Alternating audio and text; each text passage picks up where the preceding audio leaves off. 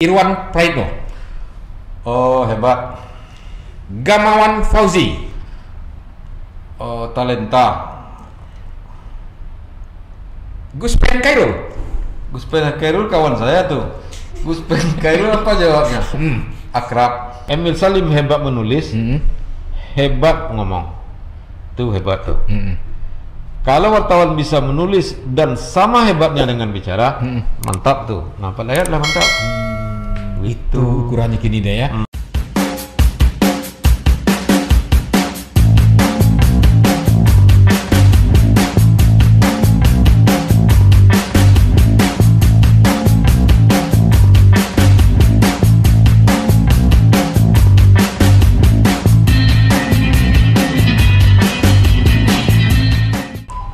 Bismillahirrahmanirrahim.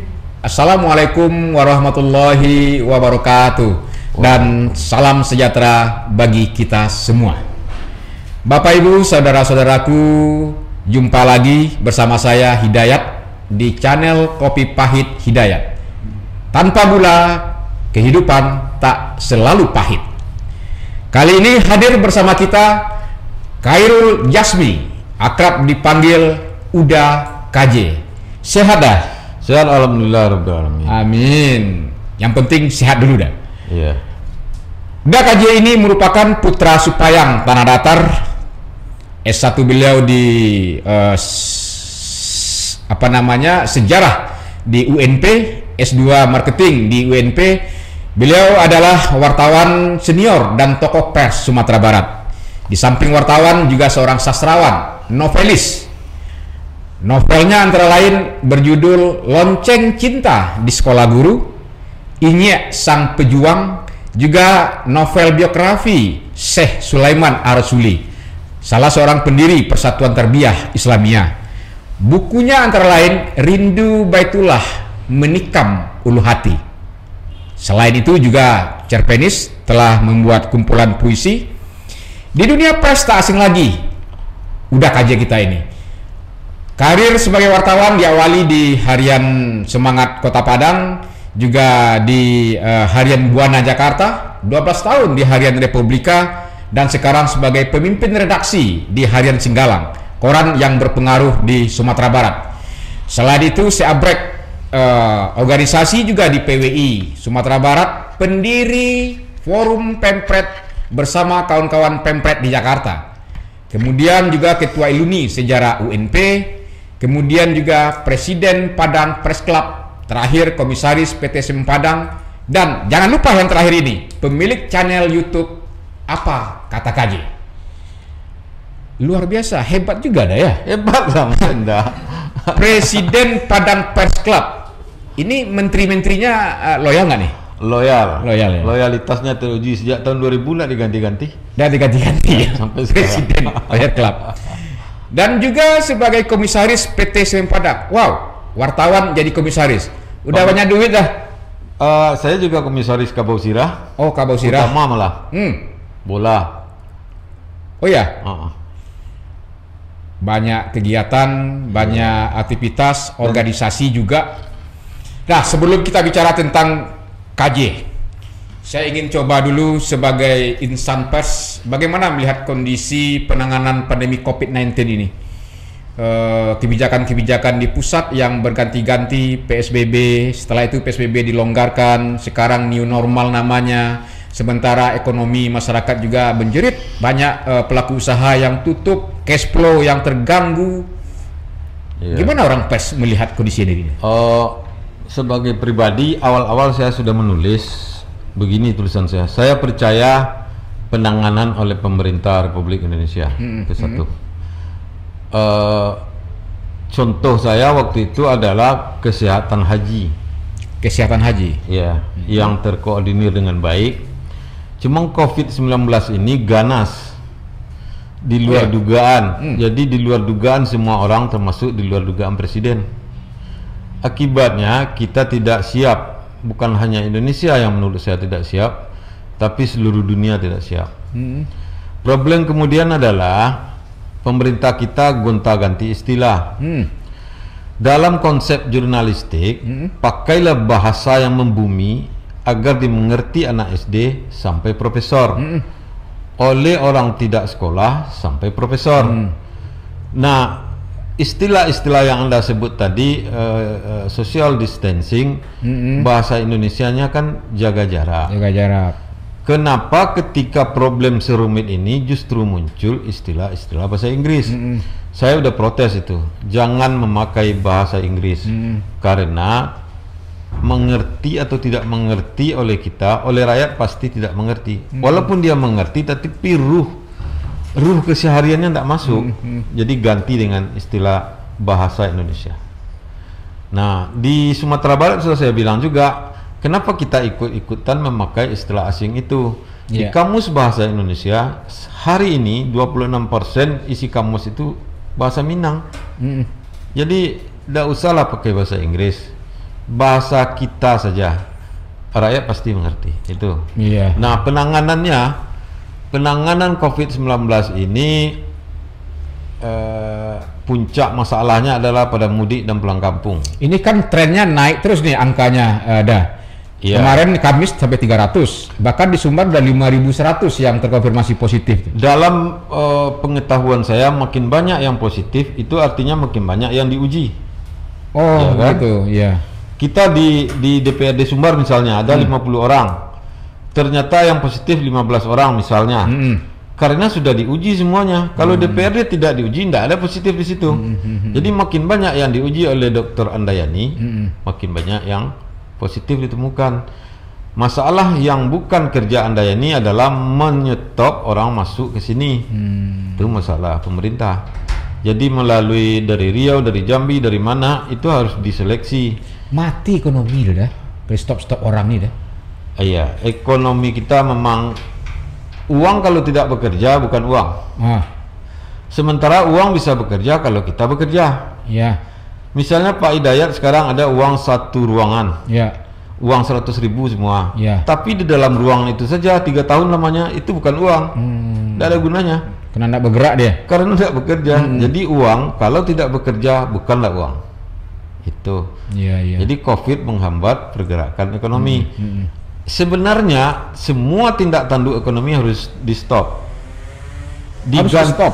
digantikan oleh pemerintah.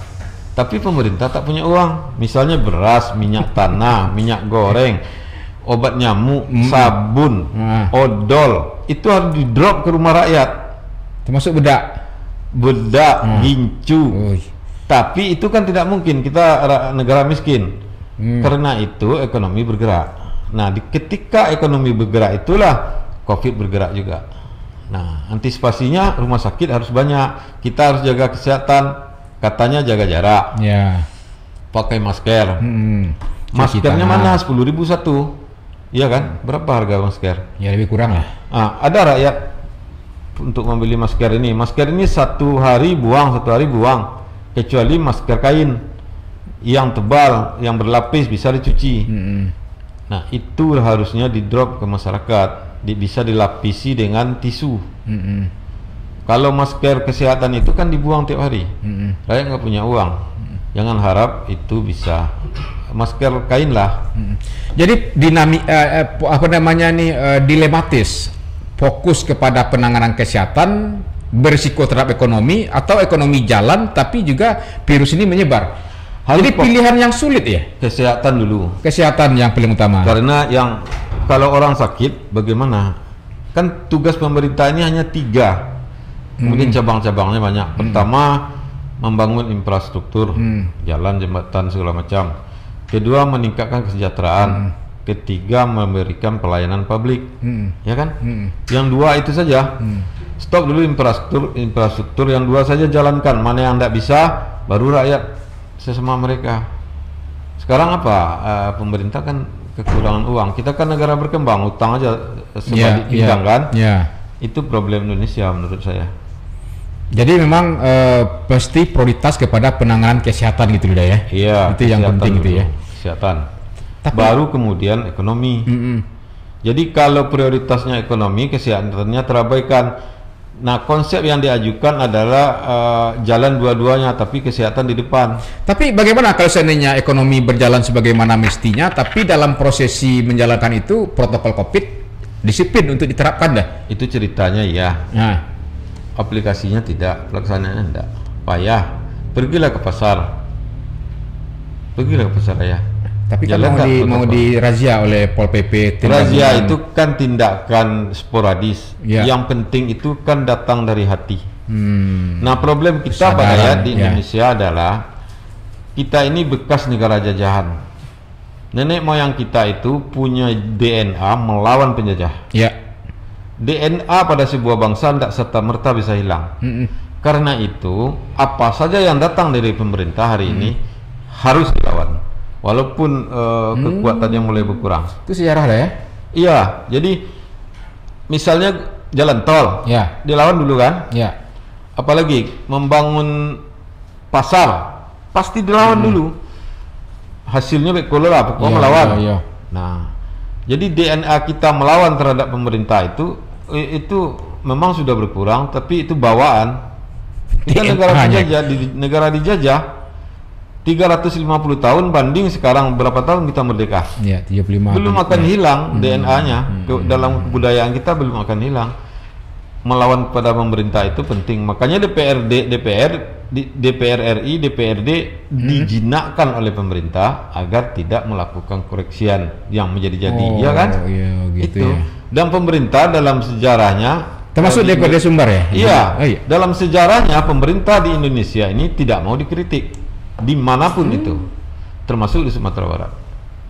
Tidak mau dikritik. Dia mencari jalan keluar, namanya kami menerima kritik asal kritik membangun, ya kan? Ya. Itu kan kalimat yang dibuat untuk harmonisasi agar jangan terkesan anti kritik. Yang mengkritik sekarang juga tak mau lagi. Kena didengar atau memang takut? Ya udah malas. Udah malas ya, Ya. nggak didengar itu deh ya. Sebagian tidak. Sebagian ya. Tapi masih DPRD ada. saya harap lebih keras lah. Kalau Pak Layak kan keras. Enggak juga, kan udah juga yang ngajarin aja. Udah keras di korannya gitu kan. Oh begitu ya. Jadi dengan peningkatan COVID-19 ini dah, COVID-19 ini apa yang bisa mungkin yang perlu ditangani oleh pemerintah? Hari ini kan ada perda tentang adaptasi kebiasaan baru, penanganan dan pencegahan COVID-19 dengan akan melakukan razia bagi yang tidak masker dan macamnya. Apa udah melihat itu sebagai solusi ya untuk menekan laju Itu penyebaran? salah satu cara untuk menekan lajunya virus ini. Lambaian virus ini mematikan. Begitu dia melambai, Anda mati. Atau ada sakit. Itu saja. Nah, karena itu perda yang dibuat DPR dan gubernur ini mesti diterapkan. Karena prosesnya singkat. Kenapa singkat? Karena memang semua orang setuju dengan perda ini. Tinggal pelaksanaannya.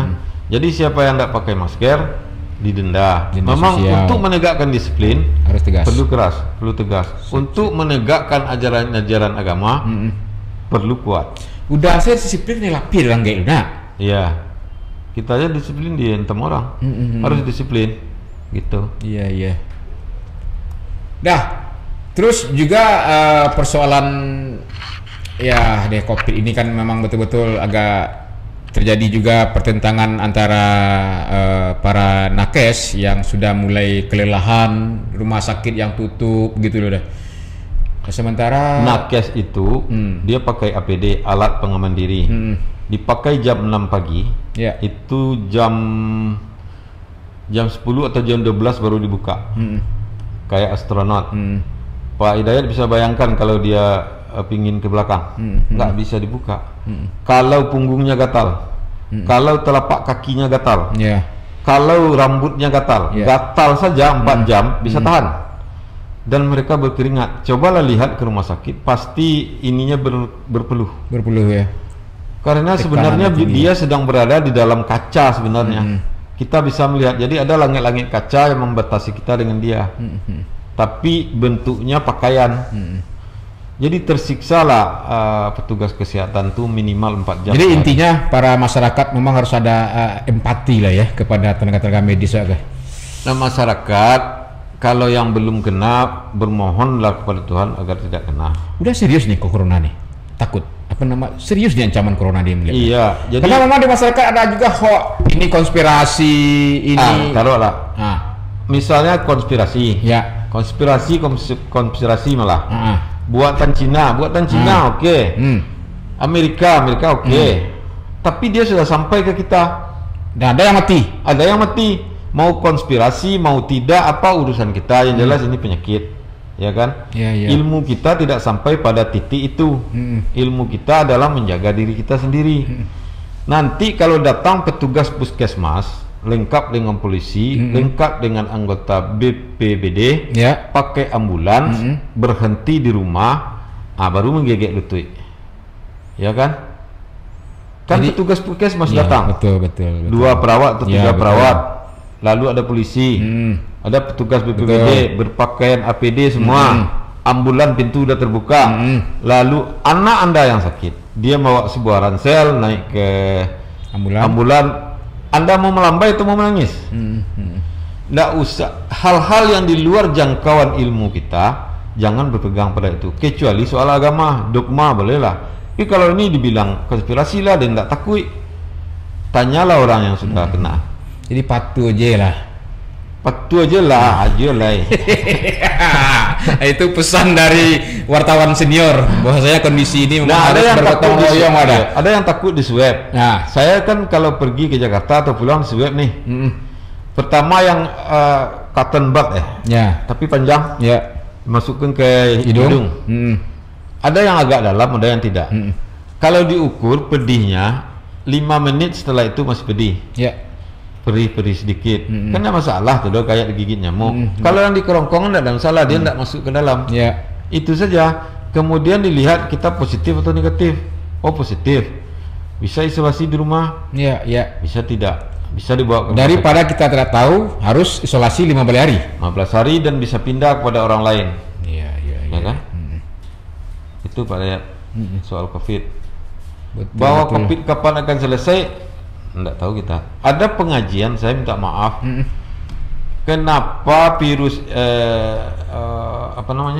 vaksin ini diuji-uji juga? Kan banyak tanaman di sini, kan banyak dokter di Indonesia, masa enggak bisa membuat? Yang membuat vaksin bukan dokter, tapi ada sekolah apoteker, farmasi. Dokter memakai obat, dia bukan buat itu. Lain lagi ilmunya. Jadi kalau ndak tahu betul, ndak usah dikasih pengajian atau ceramah kepada orang lain, nanti salah. Itu. Baik dah. Tapi intinya adalah memang kita harus bergotong royong, bersama-sama, bersimpati dan berempati sesungguhnya gitu. Capek. Pentahelik namanya sekarang oleh WHO. Pentahelik istilahnya. Kemarin saya sudah sapu habis. Itu namanya bahasa mau menjadi. Itu yang pas. Jangan bahasa Inggris itu juga. Bahasa mau menjadi yang jadi tagline. Kadang-kadang nggak ada bahasa Inggris yang hebat kecurangan. Pakai bahasa Inggris kan. Saya sekolahnya sekolah guru. Bahasa iya. Inggrisnya lemah waktu itu. Jadi bahasa Inggrisnya tidak kuat. Mungkin sama kita ya. Sama lah. Sama-sama. Tidak kencang, lari satu saja bahasa Inggrisnya satu. Oke dah.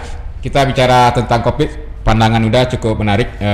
Prinsipnya adalah ini harus kita terjemahkan bahwasanya COVID ini memang serius dan ganas, dan itu secara gotong royong kita sama-sama untuk bisa mengantisipasi penyebaran lebih luas. Kini kami ingin tahu cerita pengalaman udah di dunia pers. Udah melihat kualitas pers, perusahaan pers hari ini kan ada perubahan zaman yang bergeser gitu. Senior-senior kami di wartawan juga, tapi udah gimana melihat fenomena kualitas produk pers hari ini? Pers adalah pilar demokrasi, mencerdaskan, ada edukasi, ada hiburan. Pokoknya segala baik. Segala baik lah. Jadi begini Pak Hidayat, anggota DPRD Sumatera Barat dari Gerindra, host Kopi Pahit ya. Host Kopi Pahit. Nih. Host Kopi Pahit Hidayat. Saya sudah membahas. Anda sudah nonton YouTube saya belum? Udah. Apa kata aja? Tonton ya. Udah subscribe udah. Udah subscribe. Udah like, share lagi Bang. Di situ saya bahas perbedaan media sebelum dan sesudah kemerdekaan, berkualitas sebelum dibanding sesudah. Sejak dulu sampai sekarang, itu tugasnya kan pers waktu itu adalah pers perjuangan. Setelah kemerdekaan bukan pers perjuangan lagi, tapi pers pokok bukan perjuangan kemerdekaan itu. Tugas pers sejak dulu sampai sekarang ada beberapa. Tetapi tiang-tiang pers itu tetap sama. Pertama ideologi. Saya sudah sering sebut.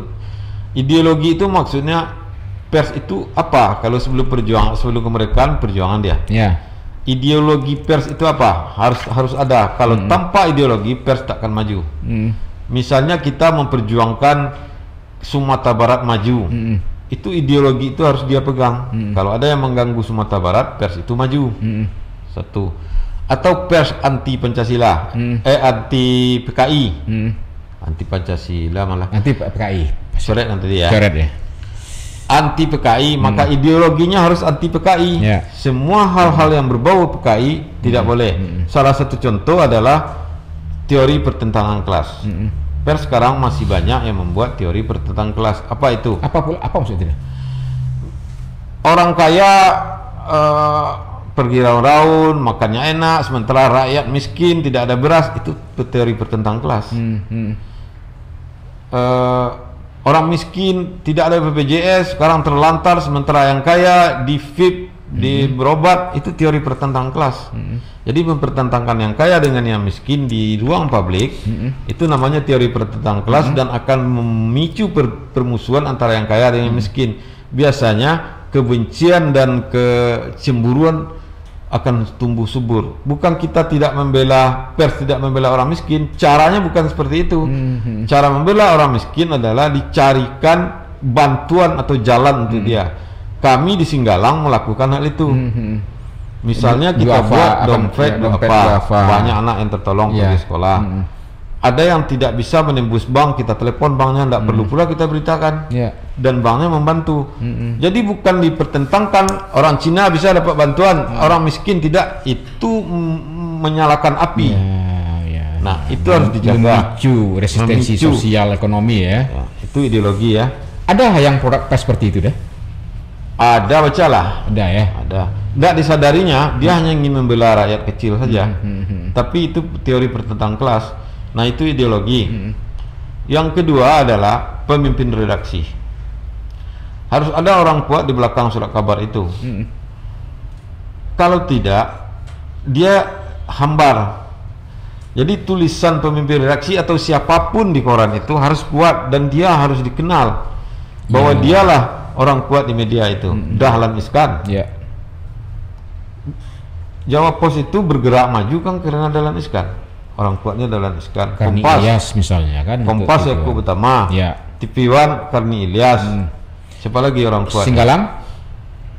Terserah pembaca siapa yang kuat. Oh, siapa yang kuat ya? Iya. Atau banyak yang kuat di Singgalang kali. Terserah saja. Jadi harus ada orang bukan kuat. KJ yang kuat situ kan, pempretnya gitu kan. Yang ketiga adalah kapital. Kapital itu modal dan iklan. Iya deh. Tanpa uang, media hari ini omong kosong. Kalau kita mau membela rakyat, membela cita-cita nasionalisme dan segala macam, harus ada uang untuk menggaji orang, untuk membayar frekuensi, untuk membeli kertas. Kalau tidak ada itu ya tidak. Nah, jadi jangan dibilang media ini cari uang saja. Cobalah kelola surat kabar atau televisi oleh orang yang mengkritik itu, ya kan? Jadi uang perlu, uang bekerja. Udah 3 tadi ya, redaksi. Tapi hari ini fenomenanya kan modal dengan skill kapasitas pempretnya kadang-kadang kan gampang saja membuat media hari ini dah. Mengontrol kualitas dan fungsi ininya begitu itu kan karena regulasi. Asumsinya dulu sejak reformasi kan begini, biarkan dia diuji oleh pasar. Pasar ini tak menguji terus. Jadi tidak pernah dia uji. Akhirnya terus saja. Tapi media masa cetak mulai berguguran. Sudah berguguran semua. Ya kan? Sudah terbukti bahwa pasarlah yang berkuasa. Sudah tidak ada. Tinggal di Sumatera Barat koran-koran lama itu ya. Tambah beberapa. Hanya berapa. Dan itu informasinya itu seleksi juga alam. Sekarang muncul media online. Iya, nanti akan diseleksi juga soal isi clickbait apa namanya? Yang melihat kualitas berita. Tetap saja pada kualitas. Tetap itu. Kita bisa membuat 5 online hari ini. Tapi kualitasnya nanti gimana? Ya, kalau bahasa Inggris sustainable ya. Kelanjutan usahanya ini itu. Sustainable ya. Mantap. Terus. Jadi sebagai wartawan senior mungkin banyak adik-adik KJ yang aktif di pers, di digital, di online, di portal, juga cetak. Apa yang mungkin perlu juga yang persoalan ideologi itu yang dipertahankan? Kini kan juga kadang-kala ya kita harus juga beri juga dah. Ini wibawa dan harga pers menjadi kebanggaan sesungguhnya bagi kita gitu. Iya, saya diajari oleh almarhum Sukma Jaya, pemimpin redaksi Semangat. Karena tiap malam saya pulang dengan numpang mobilnya. Dia ke Wisma Warta, saya ke Air Tawar. Jadi dia lewati simpang Wisma Warta dulu, dia putar di depan Basko mobilnya, saya turun, dia balik. Tiap malam itu. Tiap malam tahun-tahun ya, itu ya. Sepanjang pulang itu dia pindahkan ilmunya ke saya. Ilmu harmoninya. Harmoni. Menjaga keseimbangan.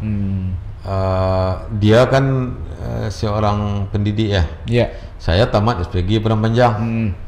Jadi ada ilmu pedagogi, ilmu pengasuhan kelas, ilmu alat peraga. Itu kalau dibawa kepada pers pas betul penguasaan kelas. Tahu dah ya, memang alumni guru dah. Saya SPG Padang Panjang. Jadi ada psikologi, ada pedagogi, bagaimana mendidik orang, bagaimana menguasai kelas. Kalau dalam kelas itu bisa saya praktekkan, tetapi kalau dibawa ke luar kelas, ke ruang redaksi, itu bisa juga bagaimana menguasai kelas. Di ilmu-ilmu itu, lalu ilmu jiwa perkembangan, ilmu jiwa pendidikan itu melekat pada saya, sehingga saya tidak meledak-ledak untuk berita. Tulisan saya itu sepertinya main-ilak dari masalah gitu ya. Tapi juga begitu jiwa menulis itu seperti itu, tidak bisa diitukan. Lebih mengedepankan harmoninya deh. Ya. Begitu juga seorang KJ, dari seorang wartawan, awalnya dari jebolan pendidikan guru, dan sekarang menjadi komisaris. Gimana ceritanya tuh Pak KJ? Jadi kenal dengan teman dekat Erick Thohir malahan Menteri BUMN sekarang kan? Tidak juga. Lah udah mengurus bola pula lagi. Saya kan dari Semangat ke Berita Buana ke Republika. Dari Republika ke Singgalang. Di Republika 12 tahun, di Singgalang sudah 13 tahun sekarang. Sudah 13 tahun. Lalu bagaimana bisa jadi komisaris? Saya juga tidak tahu, tetapi saya membangun kapasitas saya secara fokus dari dulu, dari remaja, bahwa saya tetap jadi wartawan dan saya menulis. Jadi pengamatan kita terhadap Sumatera Barat itu tampil dia dalam tulisan. Kemudian saya tiba-tiba menjadi, karena usia ya udah 55 tahun saya, ia menjadi wartawan senior. Kan yang wartawan muda kan banyak nih yang Nah mungkin karena itu, dan saya menguasai seluk-beluk Semen Padang karena menulis buku. Jadi memang dari kapasitas juga gitu deh ya. Jejaring juga. Kan ada pepatah, dengan siapa teman Anda, dengan siapa Anda berteman adalah salah satu syarat bagaimana masa depan Anda. Gitu. Dengan siapa Anda berteman, itulah gambaran masa depan Anda. Antara lain. Bukan mutlak itu. Jadi kalau kita berteman dengan Hidayat, kita akan belajar bagaimana menjadi orang partai dan DPR-RD. Oh, begitu. Itu kenapa udah begitu dekat dia ya sama Hidayat? Nah, kalau juga bersaing dengan orang itu, kita ke sana juga perginya. Enak jadi komisaris ya? Kan saya komisaris grafika dulu. Kan sekarang menjadi komisaris Semen Padang gitu kan. Hotel di Jakarta. Ya, Balerung pengawas. Balerung. Ada enaknya dan enggaknya. Ada enaknya dan enggaknya. Tapi kan garis-garis kehidupan kita itu sudah diberi Tuhan dan kita perlu menapakinya. Itu. Bahwa saya jadi komisaris Semen Padang itu sudah diatur Tuhan, tapi saya harus bekerja ke arah itu. Dan belum tentu akan panjang. Hari ini sedang acara ini bisa diberhentikan orang kan. Tapi minimalnya gini loh dah. Udah kadang-kadang di beberapa mata-mata junior menjadi patron juga bagaimana membangun kapasitas, membangun jejaring ya. Tapi juga kami juga berpengalaman dari senior-senior yang udah satu level kan juga sedang membangun juga begitu. Masih berjuang begitu. Kalau udah kan lah menjadi berjuden misalnya kan. Iya, berjuang Juden. Ya agak spesifik ini kajiannya ini kan bisa masuk ke seluruh lini begitu. Apa sih rasionya? Mungkin waktu kecil ya. Waktu kecil saya dibebaskan oleh orang tua bermain kemana saja. Diberikan keleluasaan ya. Yang kedua, saya dibebaskan mau sekolah atau tidak, mau mandi pergi sekolah atau tidak. Mau juara umum atau tidak itu urusan saya. Jadi saya tinggal kelas di SD, tetapi kemudian saya juara umum. Dan tidak ada apresiasi seperti anak-anak sekarang oleh orang tua saya. Tetapi saya didongengi setiap malam. Oleh ibu saya, umi saya, dan oleh nenek saya ya waktu kecil. Dongeng-dongeng heroik tentunya. Dongeng-dongeng cerita Nabi dan segala macam. Kemudian saya membaca sendiri. Saya berteman sendiri dengan kawan-kawan itu waktu SD. Lalu pengetahuan adat, saya belajar adat kepada kakek saya. Saya bayar syaratnya, dibayar oleh orang tua saya. Belajar adat saya catat, saya amalkan. Saya belajar silat kesasaran. Saya habiskan waktu di lapau. Jadi saya tipikal Minang yang sebenarnya kelas bawahnya, kelas rakyatnya, seruk-seruk kuacinya. Waktu itu, jadi itu saya terima semua ilmu itu. Saya hanya satu yang tidak pergi merantau, tapi orang tua saya, adik saya semua pergi merantau. Saya serap ilmu rantau itu dari dia, kan tidak harus juga saya yang pergi merantau. Pengalaman dari yang lain. Itu bekal saya terus sekolah, dan saya sekolah tidak bisa ke SMA yang saya inginkan. Tidak lolos, yang pintar-pintar aja lolos. Buktinya saya tidak bisa. Saya hanya bisa diterima satu-satunya di SPG Padang Panjang. Dan ternyata sekolah itu terbaik di Sumatera. Di Sumatera? Terbaik maksud saya itu kampusnya luar biasa. Lapangan halamannya sebesar lapangan bola. Ruang kelasnya 2 kali gedung ini tingginya, langit-langitnya. Jendelanya jangkung, 4 daun pintunya. Kalau kami belajar kesenian, kami meninggalkan ruang kami ke ruangan kesenian. Kalau belajar prakarya, kami tinggalkan ruangan ini, kami ke ruangan itu. Sama ramainya pagi dengan sore, ekstrakurikuler. Apa saja, gitar, piano, silat, gitu saluang, segala macam. Hanya saya yang tak bisa main musik. Seluruh kawan-kawan saya itu pintar main musik. Nah, itu sekolah itu. Jadi saya diantarkan oleh Allah Subhanahu wa taala ke sekolah yang benar. Walaupun bukan sekolah yang diinginkan ketika itu. Sekarang jadi SMA 1 terbaik Sumatera Barat kan? Itu buktinya sekolah itu bagus. Disitulah saya sekolah. Itulah novel saya, Lonceng Cinta di Sekolah Guru. Dan itu juga puisi hidayat, Tuhan menuntunku menuju ke arahnya.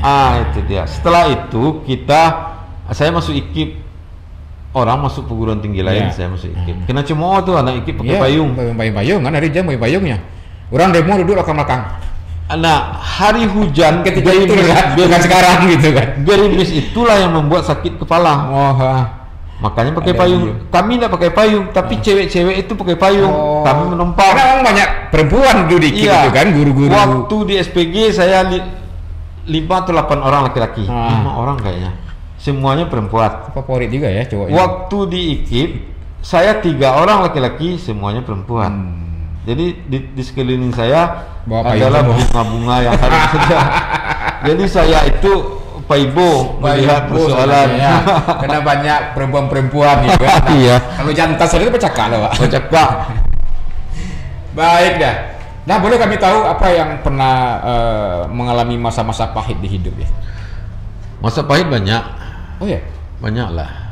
Waktu sekolah pahit. Waktu SD biasalah di kampung ya. Waktu SMP mulai pahit. Waktu sekolah mulai pahit. SMA, SPG itu pahit. Waktu kuliah juga pahitnya begini. Kan tak perlu pula disebut. Nah, orang kan biasa begini. Semakin hebat dia, semakin banyak yang pahit dia sebut. Kata orang wang dek lain tu yo. Tapi begini. Waktu SMP saya nggak punya sepatu. 3 tahun itu nggak punya sepatu. Celana nggak punya, pinjam punya kawan. Masalah. Udahlah itu satu ya. Waktu sekolah guru, saya dengan kakak saya tinggal. Tapi baju juga nggak ada, jadi baju teman yang dipinjam. Bisa kan? Boleh kan kayak itu. Nah, ada baju seragam yang tidak ada maksudnya. Orang kan bajunya 3, 2, saya cuma 1. Waktu kuliah, ada kawan saya sama SD, sopir City Express, Padang ini. Nah, saya lapar, saya tunggu aja dia. Oh iya dah. 3 kali trip tabing Pesaraya, nanti makan di itu. Apa rumah makannya di tabingnya enak tuh ya? Dulu ada rumah makannya. Ya kawan sama SD ya makan, setelah makan saya turun. Kalau tidak ada lagi beras. Sejauh itu deh ya? Iya.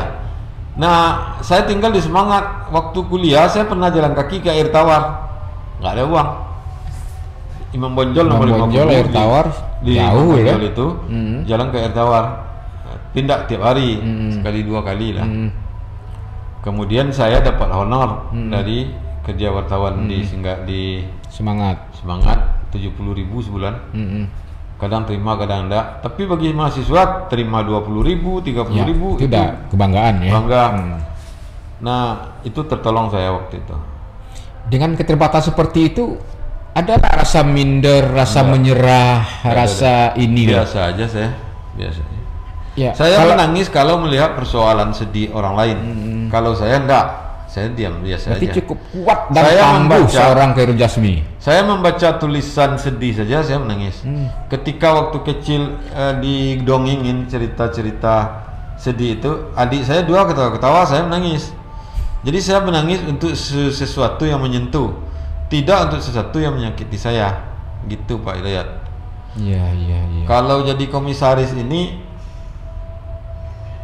rasanya ya Alhamdulillah. Karena untuk berdiri di puncak yang sempit, banyak orang yang disingkirkan. Iya, betul. Di mana saja. Jadi anggota DPRD hanya 55. 65 orang. Yang disingkirkan berapa ratus? Ribuan malah. Bukan Pak Hidayat yang salah. Tapi dia kurang kuat berjuang. Ya kan? Jadi jangan salahkan Hidayat, dia jadi jangan salahkan Khairul Jasmi lolos komisaris gitu ya, karena dia yang kuat berjuangnya untuk berdiri di puncak yang sempit. Harus kuat syaratnya. Tapi itu yang menarik dah. Ternyata dengan keterbatasan ekonomi, berjalan kaki, tidak ada sepatu sekolah, tapi udah cukup, tidak manja, tidak malas, pantang menyerah. Saya pikir dinamika hari ini, kalau seandainya nggak belikan motor, nggak mau kuliah, baru baju harus ganteng, tas harus hebat, baru mau kuliah, segala sesuatunya sudah ada dulu. Nggak mau bersusah-susah dah hari ini dah.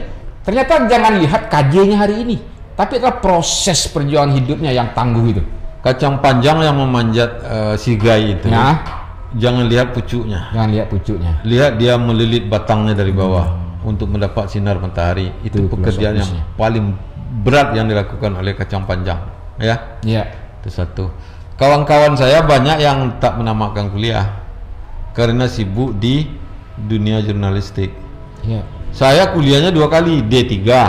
Tamat itu dibiayai orang tua, atau saya yang sama kawan makan City Express tadi, S1. Waktu jadi wartawan, saya bekerja di Berita Buana. Gaji saya terima 2 kali sebulan, diantar tukang pos. Itu lebih.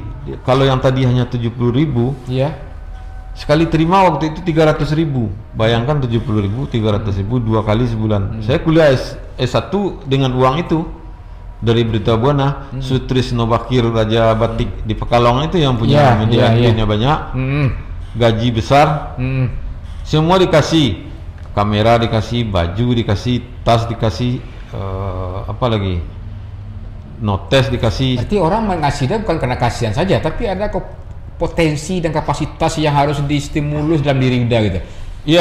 Untuk menjadi wartawan Berita Buana waktu itu berebut orang melamar. Saya nggak melamar, saya kirim langsung berita, terima. Jadi kita harus keluar dari pola umum. Kalau orang melamar, kita melamar, seleksinya lama. Kita kan tahu bagaimana newsroom, surat kabar memproses lamaran. Nggak nyabaco gitu. Langsung saja poin, kirim berita. Anda terima berita saya atau tidak? Ini saya, ini tempat saya bekerja di Harian Semangat, ini berita saya kirim sekarang, ini lamaran, nanti sore ada main PSP dengan Asabab Aceh. Kalau mau saya kirim 5 menit, saya ditelepon, tolong nanti sore dikirim berita bola lah dari berita bola saya. Memang hebat ya. Jadi tidak perlu melamar. Begitu saya. Kalau melamar kapan akan diterima? SDM dulu, HRD dulu. Proses ini, proses itu, sampai ke pimpin redaksi. 3 bulan tidak selesai. Ini berita. Jadi Apa yang dibutuhkan oleh Berita Buana hari itu? Pertandingan bola, PSP Asbab. Sudah selesai, besoknya saya udah langsung jadi wartawan. Nah gitu. Harapan apa harapan udah di dunia pers yang masih mimpi yang belum tersampaikan gitu, belum terjawab gitu deh. Kalau mimpi buat kan banyak. Sekolah pers misal contohnya, atau iya, saya ingin kawan-kawan saya adik-adik tingkat generasi ini menjadi wartawan hebat dengan caranya sendiri. Caranya sendiri itu begitu, nggak usah, pokoknya dia bisa hebat sendiri. Kalau itu sudah mulai ditanam, maka dia akan hebat. Hebat kok apa kurang udah?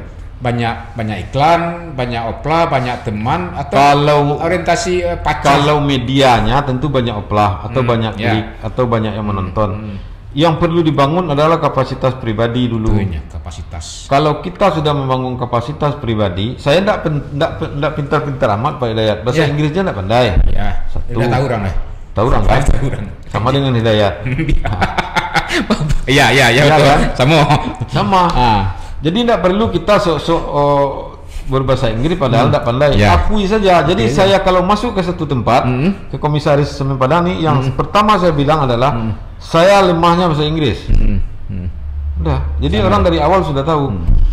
Dan nyesel dah hari ini wak ketahuan lama bahasa Inggris, nyesel gitu. Kenapa nyak dulu wak belajar hebat gitu ya? Pamale kuncinya.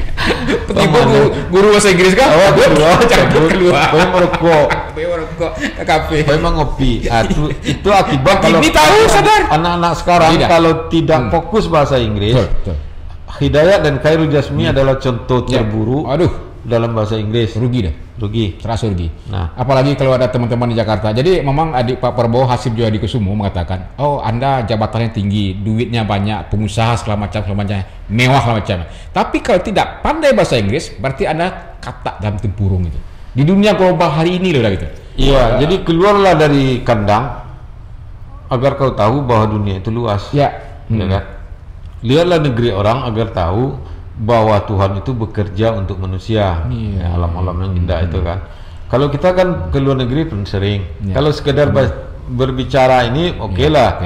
Give me one spoon, give me one cup coffee, hot segala macam bisa. Tapi kalau sudah agak setengah jam bahasa Inggris, pidato itu tidak bisa lagi. Itu kelemahan. Itu kelemahannya. Nah, jadi kapasitas wartawan ini harus dia bangun sendiri. Setelah dia bangun sendiri, dia harus pertunjukkan kepada khalayak bahwa dia bisa dengan cara menulis. Menulis pendek dan menulis panjang. Menulis pendek berita, menulis setengah panjang feature, menulis panjang novel. Bagaimana menulis tidak perlu saya ajarkan wartawan ini, dia pandai. Cuman yang mungkin adalah jangan berhenti sebelum semua ide keluar. Tuh, jangan dikoreksi dulu, nulis saja. Kemudian PD penting. Kita harus anggap diri kita pintar agar dia memberi motivasi. Kata banyak orang, bukan sombong gitu ya. Kata banyak orang saya sombong. Iya. Kadang-kadang gaya udah yang bisa jadi, kadang-kadang gaya masuk gaya udah kalau yang sombong bentuk Tapi kalau sudah bersama dia tidak sombong. Jadi sombong itu adalah penilaian orang agar kita mengoreksi tingkah laku kita. Atau kita sebenarnya sombong, dia saja yang marah sama kita. Bisa juga. Tapi yang untuk sayanya yang terlihat sombong, bukan orang yang marah. Gitu Pak Dayat. Kadang-kadang boleh juga sombong. Nah, kalau ada yang sombongan itu kan. Tanda petik gitu ya. Itu tidak onge, tidak ini. Oke, menarik cerita Wadah. Kita lanjutkan. Tapi minum kopi dulu lah. Kalau kopi ini Pak Dayat. Kopi kalau diseduh dengan hati, manisnya. Kopi kalau diseduh dengan hati, nikmatnya terasa sampai ke hati. Jadi tidak perlu pakai gula ya. Tidak perlu. Gula itu jahat ya. Alhamdulillah. Penyakit gula Pak Dayat, obatnya hati. Kalau hati tidak tenang, gula muncul. Nah, kalau sudah berkurang hati tidak tenang itu, maka minumlah kopi. Kalau tidak bisa pahit, pakai gula aren. Gula aren banyak di Lusangka. Di pasar Lusangka banyak. Lusangka, kampung, takana kampung. Tapi ya, gula aren itu dia akan melawan gula putih itu ya. Iya, gula aren kan kemewahan yang diberikan Tuhan kepada kita. Kemewahan itu. Baik, dah. Nah, ini masuk sesi terakhir nih mungkin. Ini kan musim-musimnya pilkada nih dah. Sebagai wartawan senior, warga Sumatera Barat juga ya, sebagai tempat orang bertanya juga kadang-kadang. Dan tugas Pak KJ kan juga mengendorse juga dulu waktu itu musim muda dia ya, menjadikan orang bupati atau wali kota kan. Nah, kini ada pasangan calon untuk pilkada bupati, wali kota dan gubernur. Kira-kira apa harapan Uda ya? Udah kan tahu nih kondisi Sumatera Barat ini di seluruh sektor lah. Jadi harapan saya kepada calon tidak usahlah tinggi-tinggi benar janji sama rakyat. Tidak usah tinggi-tinggi benar. Biasa-biasa saja. Saya mau jadi gubernur. Bapak Ibu mau apa? Maka rakyat akan menjawab, Pak, kami bahas si pertanian mahal, laku, jalan rancak, anak sekolah, kesehatan kami murah, aman, tidak ada orang maliang, tidak ada orang menggaduh, bencana kurang, itu yang diinginkan. Kan sederhana permohonan rakyat deh. Cobalah tanya. Kalau enggak, misalnya dia jual bawang, ketika dia jual jangan jatuh harganya. Tapi kita bangun 10.000 entrepreneur digital muda misalnya. Lihat rakyat itu, misalnya seperti itu ya. Kadang-kadang ada yang tidak masuk akal Pak rakyat. Nanti kalau sebut orang marah nanti. Nang kayu selalu gitu. Nah jadi ini benar-benar wartawan nih. Takut benar mulai cemas dimarahi. Yang calon gubernur ini tidak usah tinggi-tinggi kaji. Karena Sumatera Barat ini rata-rata air. Nah kalau rata-rata air, usahakan 2/3 dari tanah di Sumatera Barat ini tidak bisa diolah. Hanya bisa sepertiga. Sepertiga itu tiap rumah tangga hanya punya paling banyak 1,5 hektar lahan, ya kan? Karena itu yang perlu itu adalah pupuk murah, pestisida murah, transportasi murah, kesehatan. Kalau bencana, rakyat ini ada tempat dia mengadu. Kebutuhan Sumatera Tengah ini sebagian besar dari Sumatera Barat. Sampai ke Bengkulu kan pernah lihat Sri Mulyani sidak pasar di Bengkulu di Instagramnya. Ibu ini telurnya dari mana? Dari Sumatera Barat Bu. Nah kalau di Pekanbaru apalagi tolong bina rakyat ini. Ada petani di Sungai Puah Gindo siapa namanya 2.500 ton daun bawang dia drop ke Batam sehari dengan pesawat. Masih kurang. Harusnya 5.000. Dia bisa hanya 2.000. Dia membeli 9.000 waktu itu di petani, di pasar 7.000. Mesti fokus nih. Dia harus fokus. Kalau tidak fokus nggak bisa. Asal fokus bisa. Pak Dayat kalau fokus nih jadi Karni Ilyas Sumatera Barat nih. Bisa lah. Pembawa acara terbaik Sumatera Barat. Ini kebatnya. Kalau senior bicara seperti ini, amin ya. Itu harapan saya, pakailah bahasa rakyat, janjikanlah yang dibutuhkan rakyat sungguh. Yang masuk logika lapau. Kalau nak masuk logika lapau juga galak orang lapau tu. Lupa gue jamin minum selawat lain. Itu yang masuk logika lapau dan logika surau. Tapi dari 4 paslon gubernur ini udah ada harapan ya, siapapun juga yang menang nantinya ya. Oh yang 4 ini bagus-bagus semua. Teman udah semua itu ya bagus kata dah. Dia bagus semua, Suto semua talinya. Bagus. Mau Mulyadi, Nasrul Abid, Fahrizal, Mahyeldi, elok kata liloji sadonya. Santiang. Lah jadi gubernur aja lihat mana Santiang. Harusnya tunggu.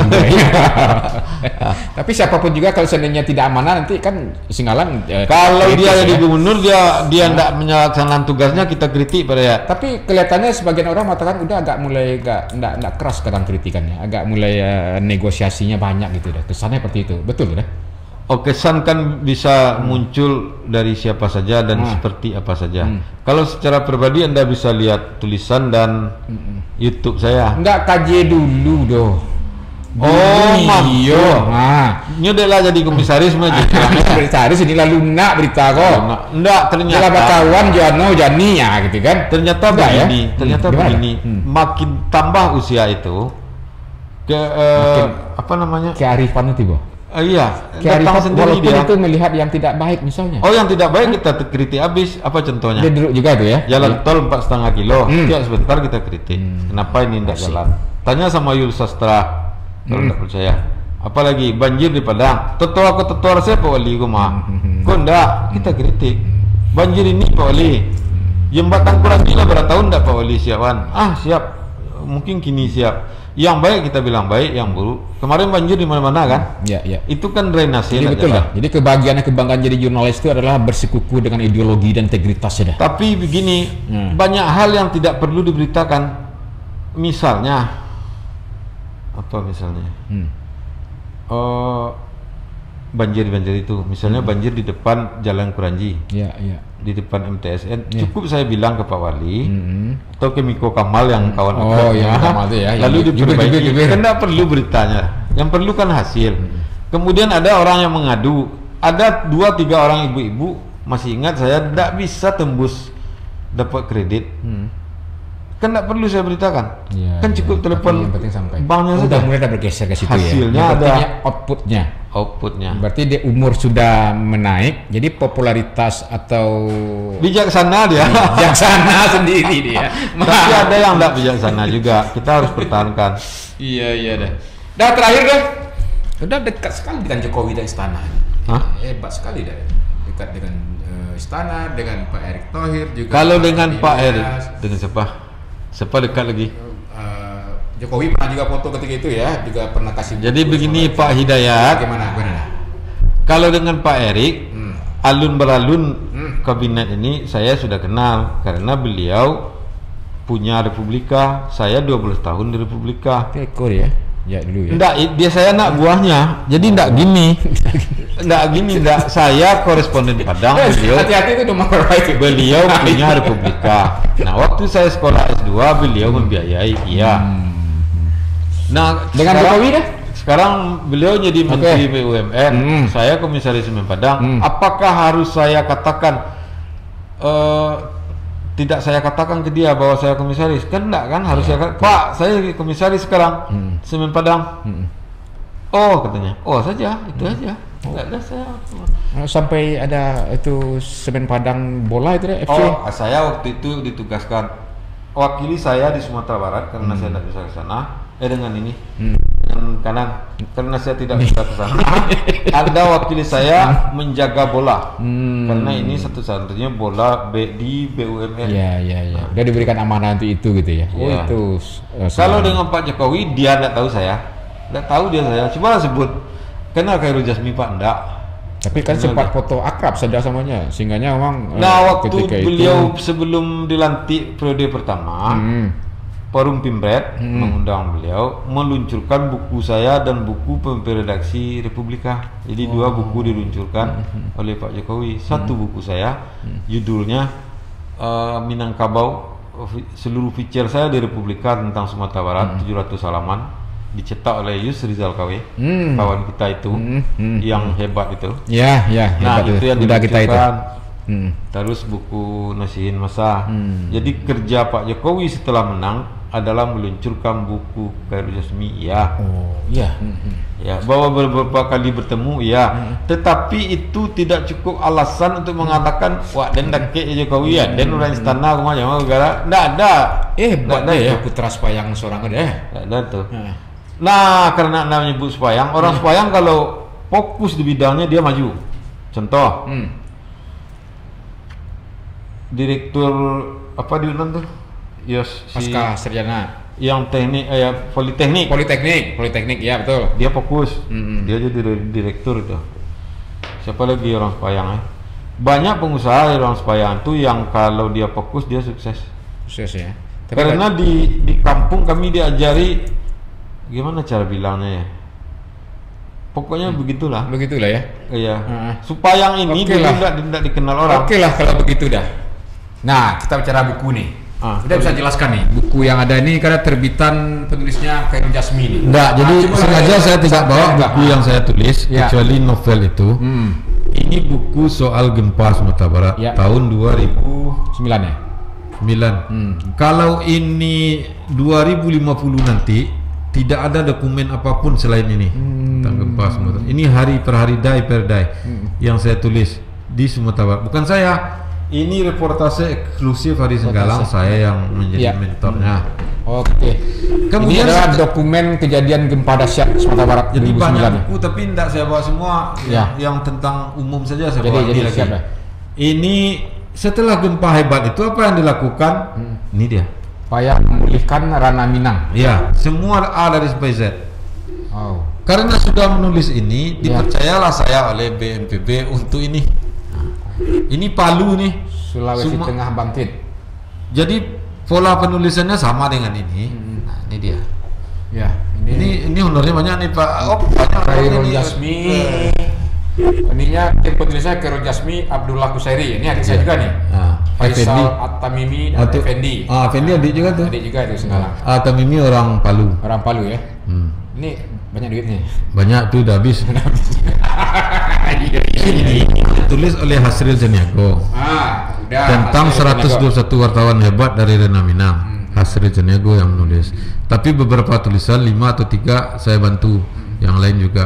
Di dalamnya ada tentang saya. Hidayat ada nggak ya? Belum lihat, mungkin belum. Kalau belum ada belum diakui. Ada kayaknya Hidayat. Ada ketika Pak ini wakil presiden ketika itu ada juga. Ada. juga. Ya. Nah ini novel saya di waktu SPG berpanjang. Udah lama ada terbitan tahun berapa? Ini 2000 berapa ya? Ini Gramedia.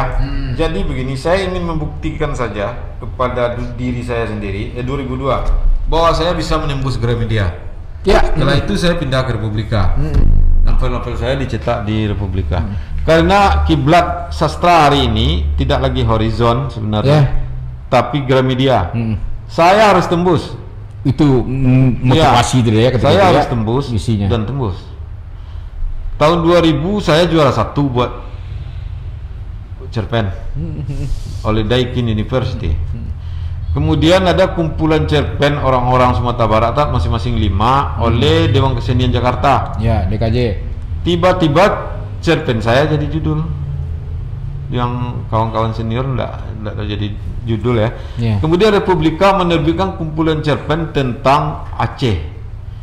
Cerpen saya juga jadi judul. Karena saya wartawan itu pandai cari judul. Jadi judul saya ya banggakan, isinya enggak ada.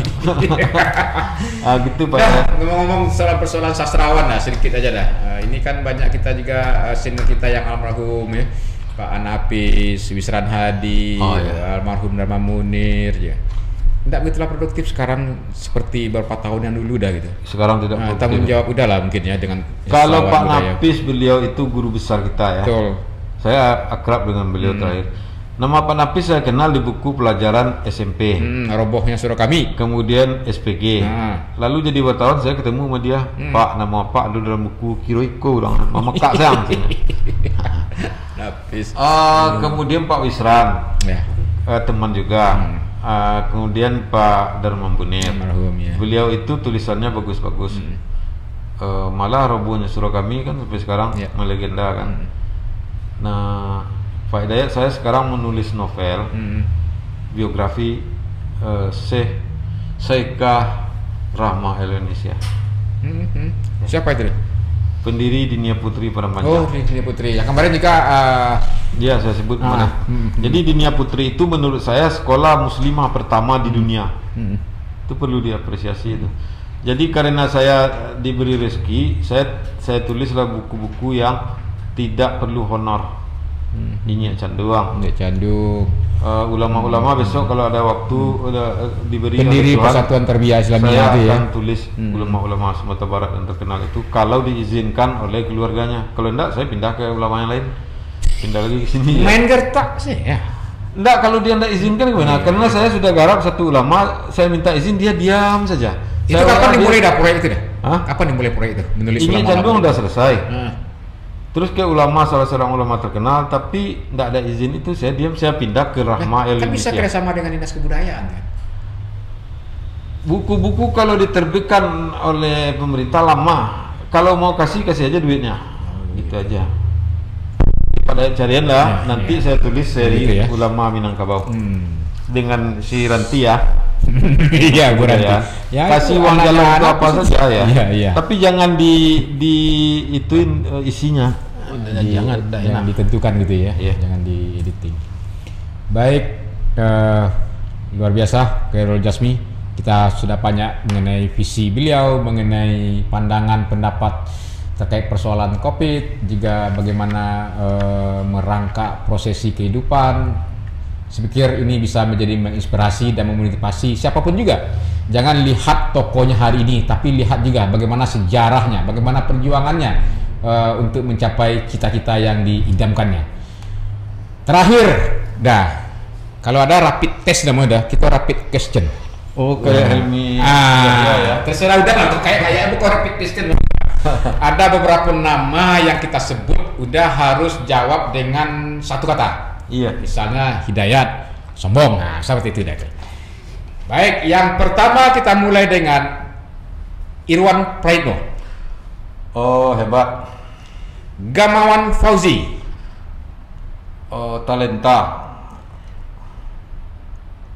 Gus Pen Khairul. Gus Pen Khairul kawan saya tuh. Gus Pen Khairul apa jawabnya? Akrab. Akrab ya. Modalnya itu ya, akrab ya. Yus Rizal KW. Santiang. Nasrul Azwar alias Maknai. Nasrul Azwar maknai tajam. Itu pemerang. Pemerang enggak? Enggak, pemerang ya. Enggak ada lagi pemerang mana itu? Kata si On pemerang ya? Enggak, On itu salah. Indra Sakti Nauli. Indra Sakti Nauli si ini adalah kolektif, maksudnya apa saja dia ingat semua. Oh, ingat semua. Dalam kepalanya misalnya apa kejadian tahun 76 di Padang, dia tahu. Jadi apa namanya itu? Kolektivitasnya. Bank data berjalan itu ya. Mak Pong, penyair hebat. Nasrian, Pemret good.